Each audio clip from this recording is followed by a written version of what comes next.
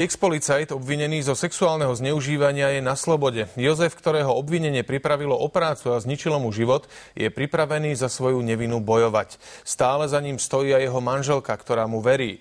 Súdny proces sa blíži, bývalý policajt je na slobode, no stále sa nemôže stýkať so svojou dcérou.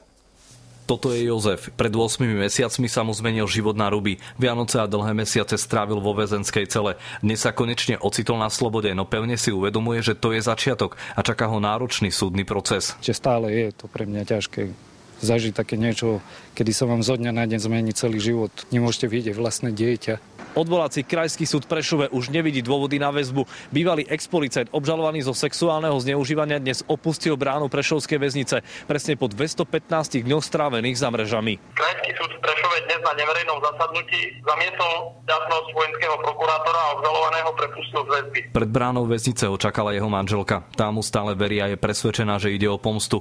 Keď navyše zbadala prepis výsluchu ich len 4-ročnej céry, bola v šoku. Do jej úst boli vkladané slová, ktoré ona nepovedala. Ty si vyzlečená? Nie. Si nahá? Nie, som oblečená. A čo máš na sebe? Sukničku.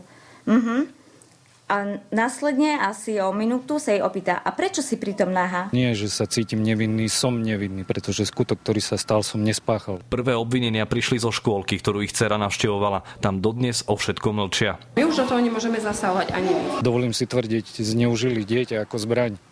To hovorím, že to by ma nenapadlo ani vo sne. Z Prešova pre televíziu JOJ, Vlado Jurek. Aj obyčajný západ